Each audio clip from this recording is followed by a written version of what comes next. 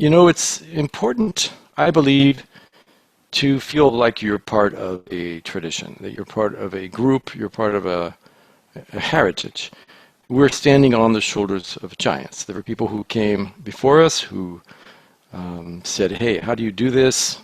I'm not quite sure, let's figure it out. And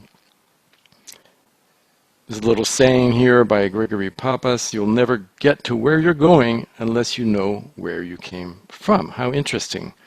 I must say that, you know, going to a program like Monterey or going to the program like I did at AIIC, it gives you something that other interpreters will never have. You have these tools and you have this identity. I think it's identity is much of it. I remember working alongside interpreters who had learned on the job, and sometimes they were very good in some ways, but they didn't have this feeling of belonging to a group that was noble and that had a long and important tradition. And I think that that's part of being a member of a profession. But, so we're going to take a look at that. You know that they actually did conference interpreting at the Versailles peace talks after World War I, and they were actually doing consecutives that were an hour long. I give another talk about that. But simultaneous, they started getting electronics together, and they decided that they could do simultaneous, or they decided to give it a try, and they did in Nuremberg, as I'm sure all of you know. Here's the Nuremberg trials, and there in the back of the room are the interpreters. They were behind a little glass and little glass booths like that. And so this is how simultaneous started, although conference interpreting, we say it started back at the Versailles Conference, roughly speaking. Simultaneous came along in 1945 at Nuremberg. Here we have a little timeline.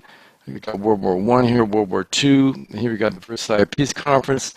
The first time they tried simultaneous in a serious way with equipment, etc., is in 1927 at what was to become the International Labor Organization. But then it was the Nuremberg trials where they really got it going. They had Russian, English, German, and French, 4 languages, and they realized there's no way we can have 4 consecutives, one right after the other, every time somebody speaks. And that's when they started really pioneering simultaneous.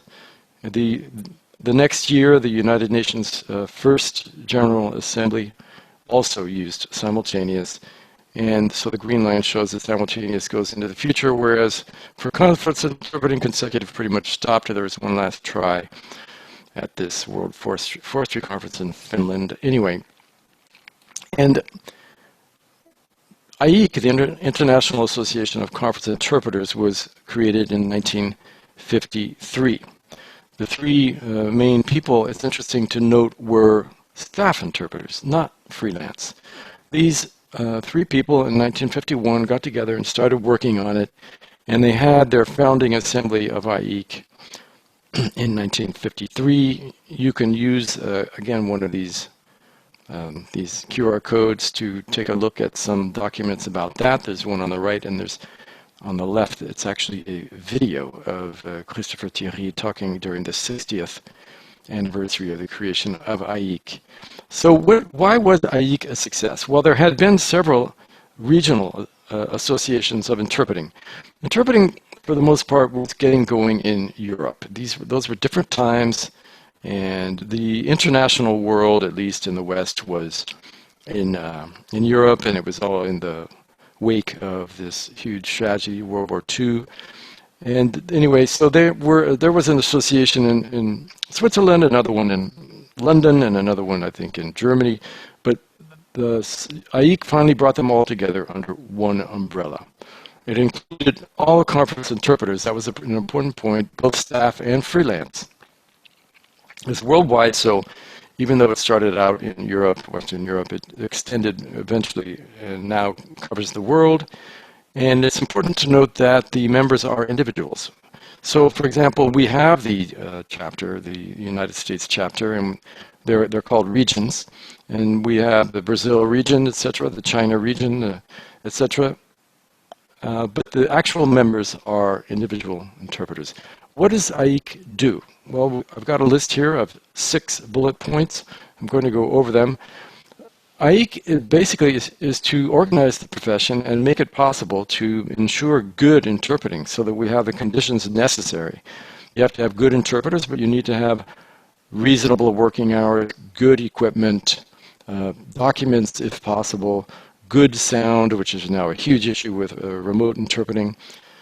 And the second point, AIIC, if an organization wishes, this is perfectly voluntary, if the UN or anyone says, we don't want to have our HR department busy figuring out the contract for every little interpreter who comes. So what we are going to do is negotiate with AIIC, and we will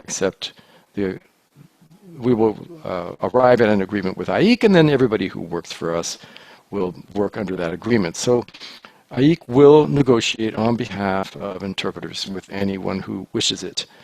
Number 3, AIIC does lots of research. We're doing research on remote simultaneous right now, a lot about quality. There are standards. The International Standards Organization works with AIIC to define standards of quality for sound and other things. And AIIC especially has been working a lot on acoustic shock and damage to people's ears because of basically because of remote, although I'll tell you it can happen in the regular equipment as well. AIIC has a whole teaching program, lots of training of interpreters, and works a lot with university programs that teach interpreters. The 5th point, we have a code of ethics which is essential for the functioning of conference interpreting. So for example, obviously, when you hear something in a conference or anywhere, you keep it secret. We don't keep it secret because we have a code of ethics. We have a code of ethics because we have to keep it secret. In fact, the whole idea behind confidentiality is that nobody will hire us ever if they think that we're going to walk outside and tell the world what we heard. It's simply a necessity.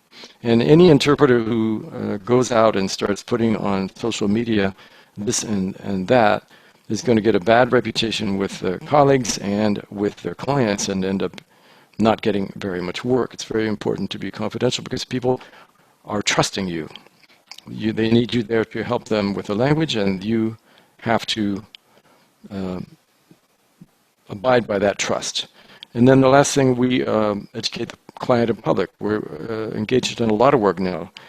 It started when remote started a long time ago, but of course it came in a big way with the pandemic, and all of a sudden everybody was popping on Zoom, etc. The sound was terrible. Of course, they still think they can talk into their laptop, and it's echoing all over the place. So we have to educate them. No, we've got to have good sound. You've got to have a cable, a good internet connection, good headset, good microphone, etc. So we do a lot of educating of the clients and the public. So that recap sort of what the AIIC does. As I mentioned, we have sort of a trade union rule when we negotiate terms, including pay, and we'll do so for any organization that expresses a wish to negotiate with AIIC. So is it called the agreement sector? You have the United Nations, for example, the EU, but some other organizations have decided not to use AIIC. They have an individual contract with each interpreter. There is an AIIC YouTube channel, so I've left this on there. You can use that QR code to take a look at that. And my last word about AIIC will be that I believe you should have as a goal to join AIIC. I will be very honest, though.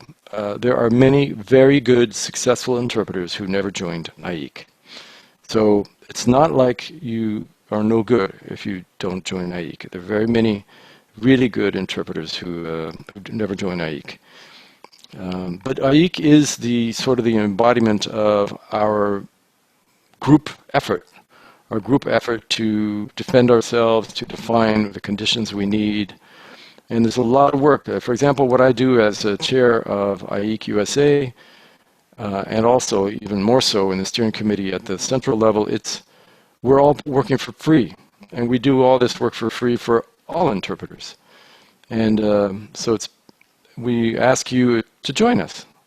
Join and become part of this group effort. And I know it's a bit hard to find sponsors. And I'll tell you that I worked for many years without being a member. Finally, I was in the booth one day with somebody who said, "Are you a member?" And I said, "No." And she said, "Why not?" And I said, "Well, I don't know. Most of the people I know are not." And she convinced me, you know, AIIC has this reputation of being nose in the air, think they're the best, stuck up, and they won't sign for you, etc. And I think that makes people feel a little bit defensive. I think I was defensive. I was somebody who was not a member, and I was not going to go knocking at the door that nobody would open. So I just kept going. And AIIC has to fight against that reputation. We have that reputation, and I think even though you may feel that way and you may meet a lot of people who are not members, think about it. It's a great thing to have an organization that defends the profession worldwide. So that's what I have to say about... David, yeah. To be very practical, is there a way students can know the requirements? Sure. So you explained that you need a sponsor, meaning an interpreter who's already a member of AIIC right. Needs to say, okay, this person, I can, confirm this person has so many hours of interpretation under his or her belt. Of the same language combination, and I will support this person's application. But maybe there's, the nitty-gritty. It would be interesting for them to already know what is really necessary. What are the criteria? Mm-hmm. Yes, I could see how that. Yeah, of course. The idea is you need to work with someone who is a member, and that member will sign saying this person abides by the conditions of AIIC. In other words, they work 30 minutes on, 30 minutes off. They do not break all the rules and mess up the whole situation for us. In other words, I'd be happy to work with this person again. The main thing is that when you sit in the booth with somebody, and this person has to have a specific combination. It has to have a combination that's compatible with yours. So if you have A English, B French like I do, and C in Portuguese, I had to get a couple of A's to sign. I had to have an A who had a Portuguese C to sign. I had to have an A that had a French B to sign for my French B. And to tell you the truth, I don't remember exactly how many of each you have to have, but there's at least, generally speaking, there's 2 that have exactly your combination. And in Paris, of course, it was kind of quick. Once I decided to do it, it didn't take me more than a year. What happened was I started talking to some of my old teachers, and they said, "Oh, so-and-so will probably sign for you. There might be a conference where you can get together." And then, sure enough, a conference came up, and then sort of went through the grapevine that David wants to be a member. Let's see who wants to sign. But to do that, you got to work with a few people who like you and think you're professional. The whole idea is to be professional, not be, working alone. Oh, if nobody's watching, I'll just work all alone for a couple of hours and pocket all the money. If you do things like that, people will not respect you. You can't possibly do a good job if you do that. So they want you to be professional. They want you to, and then they should sign for you. Some I know may feel defensive about their market, and that's wrong. And that can happen. I'm sure it happens. But I think it's rare. I think it's unusual. So you do need to get all these signatures, and you need to declare that you've got 150 days of experience working under AIIC conditions, which is, nobody's going to come and check. There comes a day when you look at your career and you go, okay, I've got 150 days. And, some of them may have been in strange conditions, but generally speaking, you should have been working in professional conditions. And so you just declare on your honor that you've done 150 days of conference interpreting in professional conditions. And then you have to go through a whole process. All right, so it took me, well, it took me about 15 years. You know, during those years I was working, making money, and doing okay. And then I decided to join. So, does that cover that part about how to join? Unless there is, it's pretty clear, unless there is a burning question. That's pretty clear. I assume that if we go to the general website of AIIC, we would be able to find the detailed criteria to apply, correct? Yeah, as far as the Yeah. nuts and bolts, you know, well, first of all, you just, the hard part is finding somebody who says, okay, Yeah. I'll sign for you. And then, Yeah. but with that, then you just work it out. You go to the website, you get there's a form. It's really simple. Yeah. You download the form, and you can just do a search for aiic.org. It's now org. It used to be net, and you can find all those things. I didn't put it in my slides because it's just a search. You could that's not a problem. Yeah. Good. I can do that also for them. Well, is there any AIIC specific question, or can we maybe look through the chat and see if that inspires you?